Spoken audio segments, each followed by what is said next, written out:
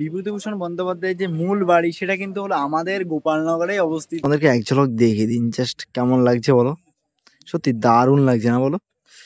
ঘাটশিলা এমন একটা জায়গা, মোটামুটি কলকাতা থেকে 3 ঘন্টা দূরত্বে রয়েছে। বিভূতিভূষণ বন্দ্যোপাধ্যায়ের আরণ্যক যে উপন্যাসটি রয়েছে সেটি কিন্তু এখানে লেখা হয়েছিল।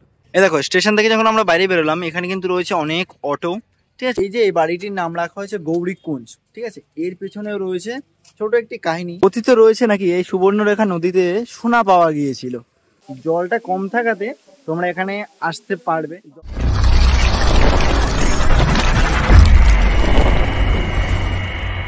প্রথম পর্বে তোমাদেরকে দেখিয়েছিলাম তোমরা কিভাবে হাওড়া থেকে চলে আসবে ঘাটশিলা।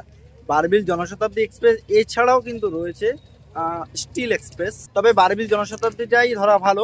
বারবিল জনশতাব্দী সপ্তাহে প্রত্যেক দিনই চলাচল করে। আর এই পর্বে তোমাদেরকে দেখিয়ে দেবো ঘাটশিলা ভ্রমণ। ঘাটশিলা এমন একটা জায়গা, মোটামুটি কলকাতা থেকে 3 ঘন্টা দূরত্বে রয়েছে। এছাড়াও এখানে তোমরা অল্প খরচে কি কি ভ্রমণ করতে পারবে সেই সমস্ত জিনিসগুলোই তুলে ধরবো আজকের এই পর্বে। এই দেখো, স্টেশন থেকে যখন আমরা বাইরে বেরোলাম এখানে কিন্তু রয়েছে অনেক অটো, ঠিক আছে। তোমরা যদি এখানে সাইট সিইং করতে চাও অটোর সাথেও কথাবার্তা বলতে পারো। এখানে কিন্তু লেখাও রয়েছে এই যে এদিকে। এখানে অটো তো রয়েছে, তো একটু কথাবার্তা বলে নেবো। যদি তোমরা কখনো সাইট সিইং করতে চাও কি কি পয়েন্ট ঘুরিয়ে দেখাবে একটু জেনে নিই। হ্যাঁ, তো দাদা এই যে আপনারা ঘাটশিলা ভ্রমণটা, মানে এটা কি আপনাদের প্যাকেজ সিস্টেমে ঘোরান আপনারা? হ্যাঁ, প্যাকেজ সিস্টেম আছে। আচ্ছা, দু সাইডে 14টা স্পট আছে, এক সাইডে 7টা আছে, এক সাইডে 7টা আছে। আচ্ছা, একটা কথা আমি জানতে চাইছি, ঘাটশিলাটা ভ্রমণ করতে হলে মোটামুটি আমাদের কয়দিন সময় লাগতে পারে? একদম সবকিছু যদি আমি ঘুরে দেখতে চাই, সবকিছু আমি ঘুরবো তো মোটামুটি 3-4 দিন লাগবে আপনার। 3-4 দিন লেগে যায়? 3-4 দিনের মধ্যে খুব ভালো মধ্যে আপনি। আর 2 দিনের মধ্যে কি একদম মোটামুটি দেখা যায়? হ্যাঁ, সবাই দেখা যাবে। আচ্ছা, তো কি কি রয়েছে আর আপনাদের ভাড়াটা কত রয়েছে? দেখুন, এমনিতে যে আমার মানে যে ঘাটশিলা মেন স্পট যে দেখা যাবে আছে, দু সাইডে 7টা স্পট আছে, যেমন ধারাগিরি, বুরুডি, চিত্রকূট টিলা, রাজবাড়ি রিভার সাইড, সূর্য মন্দির, ফুলডুঙ্গুরি টিলা, রাঙ্কানি মন্দির, রাজবাড়ি। তারপরে ওইটা এক সাইডে 7টা স্পট 1400 আছে। তারপরে অন্য দিন আপনি যাবেন আবার অন্য সাইডে আছে Ramakrishna mission, house of Bibhuti Babu, SL river side, Ratmohana, Siddheshwari hill, Jadugora Rankini মন্দির, গালুটি ব্যারেজ, বৈষ্ণোদেবী মন্দির। এটা 2 দিন আপনাকে লাগবে। 3,000 টাকা লাগবে, খুব ভালো মধ্যে ঘুরতে পারবেন। তারপরে যদি আপনি আরো কিছু দেখতে পারবেন তো টোটো ঝর্ণা আছে, ডিবিএম রাজবাড়ি আছে, আপনার গোটাশিলা ফল আছে, আর আপনার কনক দুর্গা মন্দির আছে, সিনি আছে, এগুলো আছে। আচ্ছা, এই সমস্ত জায়গাগুলো ঘুরিয়ে দেখান, তাই তো? আপনাদের এই অটোতে টোটাল কতজন যেতে পারবে? टोटल कितना परसेंट जा सकते हैं? एक ऑटो में 4 आदमी। 4 आदमी, इससे ज्यादा नहीं होगा? 2 आदमी, 3 आदमी, 4 आदमी। आप एडजस्ट करेंगे तो 5 आदमी। Okay okay okay. হ্যাঁ, দুটো অটো। কেন 3টা পাহাড় 4টা পাহাড় অটো চাপে তো। আচ্ছা, মানে একটু পাহাড়ি এলাকা যেহেতু, তো পাহাড়ি এলাকা, জঙ্গল এলাকা, 5 জন হলে মোটামুটি একটু চাপা যায়, কিন্তু 4 জনটাই বেস্ট, তাই তো? মানে বেস্ট, ভালো। যাই হোক, চাইলে কিন্তু তোমরা এই সমস্ত দাদাদের সাথে কন্ট্যাক্ট করতে পারো। আর দাদারা একদম এখানেই দাঁড়িয়ে থাকে, তাই তো? আপনারা তো এখানেই থাকেন, একদম স্টেশনের সামনেই আপনাদের স্ট্যান্ড। তোমাদেরকে অটো দেখিয়ে দিয়েছি, অটো করে চাইলে তোমরা ঘুরতে পারো। তবে আমরা ঘুরবো এই যে এই বোলেরো করে, ঠিক আছে? এই বোলেরো করেই কিন্তু আমাদের এই ট্যুর থাকবে। দেখা যাক কি কি ভ্রমণ করব, কি কি রয়েছে আমাদের আজকের সাইট সিনে। সময় এখন 11টা হয়ে গেছে, যেখানে আমাদের পৌঁছানোর কথা ছিল 9টা 9:30-র মধ্যে। তার মধ্যে তো বারবিল জনশতাব্দী ওটা তো রিশিডিউল হয়ে গেছিল। আজকে আমাদের এই ঘাটশিলা ভ্রমণের প্রথম গন্তব্য হচ্ছে গৌরীকুঞ্জ। এই গৌরীকুঞ্জের অনেক ইতিহাস রয়েছে। তো ফাইনালি এসে পৌঁছে গেছে আমাদের আজকে ঘাটশিলা ভ্রমণের প্রথম স্পট গৌরীকুঞ্জ। বিভূতিভূষণ বন্দ্যোপাধ্যায়, এটা হলো বসত বাটি, ঠিক আছে, বা বসত বাড়ি বলতে পারো। বিভূতিভূষণ বন্দ্যোপাধ্যায়ের যে মূল বাড়ি সেটা কিন্তু হলো আমাদের গোপালনগরে অবস্থিত। এই যে এই বাড়িটির নাম রাখা হয়েছে গৌরীকুঞ্জ, ঠিক আছে। এর পেছনেও রয়েছে ছোট একটি কাহিনী, একটু সংক্ষেপে তোমাদেরকে জানিয়ে দিই। এই হচ্ছে বিভূতিভূষণ বন্দ্যোপাধ্যায়ের গৌরীকুঞ্জ। গৌরীকুঞ্জটি নাম রাখার কারণটি ছিল বিভূতিভূষণ বন্দ্যোপাধ্যায়ের স্ত্রী গৌরীদেবী। আসলে ব্যাপারটা হয়েছিল বিবাহিত জীবনের 1 বছরের মধ্যেই বিভূতিভূষণ বন্দ্যোপাধ্যায়ের স্ত্রী গৌরী দেবী মারা গিয়েছিলেন, এবং গৌরী দেবীর স্মৃতি উদ্দেশ্য করেই কিন্তু এই জায়গাটির নাম বা এই বাড়িটির নাম রাখা হয় গৌরীকুঞ্জ। পথের পাঁচালী থেকে শুরু করে আরো যে সমস্ত কাব্যগ্রন্থগুলো রয়েছে সমস্ত কিছুই লিখেছিলেন বিভূতিভূষণ বন্দ্যোপাধ্যায়। কিন্তু অনেক কিছু লিখেছেন, উপন্যাস থেকে শুরু করে আর অনেক অনেক, ঠিক আছে, যা বলে শেষ করা যাবে না। সত্যি আমরা খুবই গর্বিত, কারণ আমার বাড়ির ঠিক পাশেই রয়েছে বিভূতিভূষণ বন্দ্যোপাধ্যায়ের বাড়ি থেকে জাস্ট কিছুটা ডিস্টেন্সে রয়েছে। আর এখানে কিন্তু লেখাই রয়েছে বিভূতিভূষণ বন্দ্যোপাধ্যায়ের জন্ম হয়েছিল 12ই সেপ্টেম্বর 1898 সালে, ঠিক আছে। আর এখানে দেখো দেওয়া রয়েছে উত্তর 24 পরগনা অন্তর্গত কাঁচরাপাড়ার নিকটবর্তী জায়গায়। যাই হোক, এই সমস্ত জিনিসগুলো দেখিয়ে দিলাম। আর এখানে কি কি রয়েছে একটু এক ঝলক দেখিয়ে দিই তোমাদেরকে। তবে আমার যেটা ভালো লেগেছে সেটা কিন্তু হচ্ছে চাঁদের পাহাড়, ঠিক আছে। অ্যাকচুয়ালি ওই জিনিসটা ভালো লাগারও আরেকটা কারণ রয়েছে, কারণ ওই জিনিসটা দিয়ে একটা মুভি তৈরি করা হয়েছে। জিনিসটাকে যেভাবে দেখানো হয়েছে সেই জিনিসটার জন্যই হয়তো আমাদের এটা আরো একটু ভালোভাবে আকর্ষণীয় হয়েছে। এই হচ্ছে গৌরীকুঞ্জ বসত ভিটে। এখানের ওপেনিং টাইম হচ্ছে সকাল 9টা থেকে 1টা এবং 3টে থেকে বিকেল 5:30। এই হচ্ছে মূল গেট দিয়ে আমরা প্রবেশ করছি। এই যে দেখো এখানে খুব সুন্দরভাবে পেন্টিং এর মাধ্যমে তুলে ধরা হয়েছে। আবার এদিকে রয়েছে দেখো শিক্ষাটা কোথায় হয়েছিল সেটাও কিন্তু দেওয়াই রয়েছে।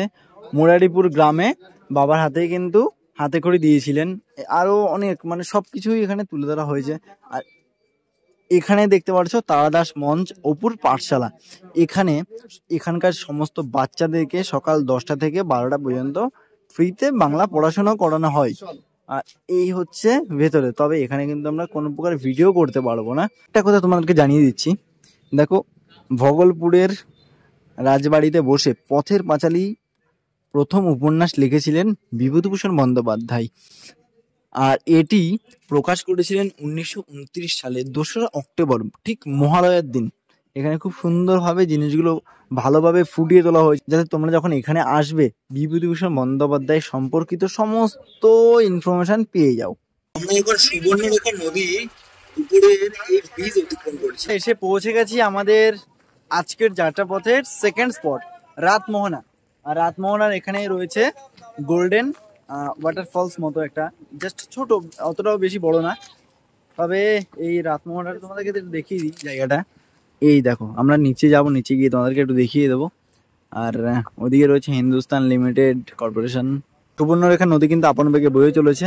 এই হচ্ছে সেই জায়গা। আর বেয়ে চলেছে সুবর্ণরেখা নদী। কথিত রয়েছে নাকি এই সুবর্ণরেখা নদীতে সোনা পাওয়া গিয়েছিল। যাই হোক, সুবর্ণরেখা নদী বেয়ে চলেছে আপন মনে। আর ওদিকে ছোট্ট একটু ওয়াটারফলস মতনও রয়েছে। আর চারিদিকে আমরা দেখতে পাচ্ছি কাশফুল, যেহেতু সামনেই দুর্গাপুজো, আর দুর্গাপুজোর আগেই কাশফুল দেখাই যায়। এই যে অবশেষে আমরা এসে পৌঁছে গেছি একদম ওয়াটারফলসের ঠিক সামনে। এটা একটা ছোট্ট একটা ওয়াটারফলস। আর এই জলটাও কিন্তু যাচ্ছে এই সুবর্ণরেখা নদীতে। আমার তো বেশ ভালোই লেগেছে, তবে গরমটা অনেকটাই বেশি ছিল। যাই হোক, এবার আমরা এখান থেকে বেরিয়ে যাবো আমাদের পরবর্তী গন্তব্যে। দেখি আমাদের পরবর্তী যে গন্তব্য সেটা কোথায় রয়েছে, যাওয়া যাক। ফাইনালি আমরা এসে পৌঁছে গেছি আমাদের তৃতীয় স্পট ফুলডুংরি। হ্যাঁ, ফুলডুংরি জায়গাটা সম্পর্কিত একটু আপডেট যদি না দিই তাহলে তোমরা কি বুঝবে যে এটা কেনই বা আসবে, তোমরা কি রয়েছে। বিভূতিভূষণ বন্দ্যোপাধ্যায়ের আরণ্যক যে উপন্যাসটি রয়েছে সেটি কিন্তু এখানে লেখা হয়েছিল, যার জন্য এই জায়গাটা এতটাই জনপ্রিয়। সবাই আসে। একটু পাহাড়ের দিকে উঠতে হয় পায়ে হেঁটে। এই যে দেখো আমরা এখন উপরে যাচ্ছি। যাই হোক, চলো গিয়ে কথা হচ্ছে। আর এই হচ্ছে যাওয়ার রাস্তা, উপরে যেতে হচ্ছে আমাদেরকে এখন। এই যে দেখো এই নিচে থেকে আসলাম। ফাইনালি আমরা এসে পৌঁছে গেছি সেই জনপ্রিয় জায়গা যেখানে আরণ্যক উপন্যাস লেখা হয়েছিল আর কি। বাস এতটাই। আর প্রাকৃতিক সৌন্দর্যের মধ্যে রয়েছে। এখান থেকে কিন্তু এদিকে টাটানগর শহরটা নাকি দেখা যায়।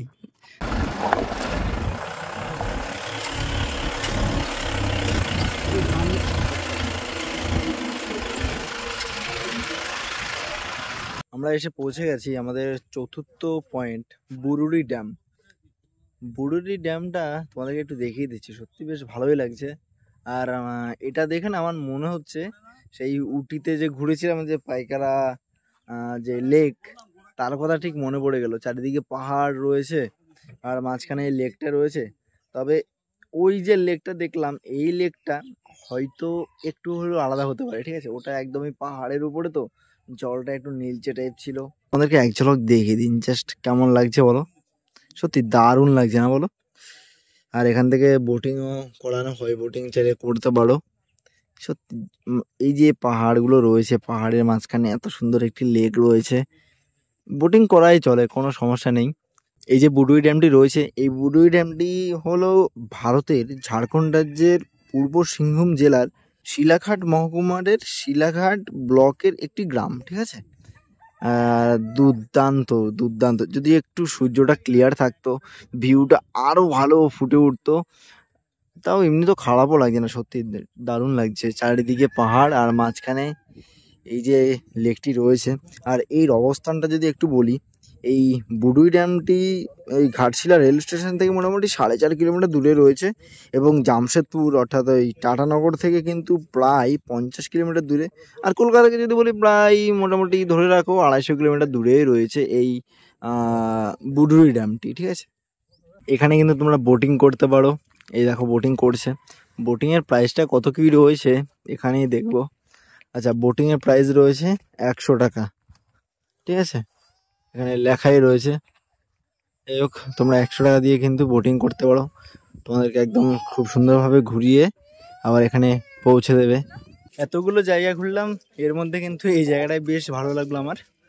আর পুরো মেন কথা হচ্ছে চারিদিকে পাহাড়, এটাই হচ্ছে মেন। খাওয়া দাওয়া করতে পারো এখানে, যেহেতু দুপুর টাইম হয়ে যাবে না, এখানে অনেক হোটেল রয়েছে, চাইলে খাওয়া দাওয়া করতে পারো। এবার আমরা বেরিয়ে যাবো আমাদের পরবর্তী গন্তব্যে।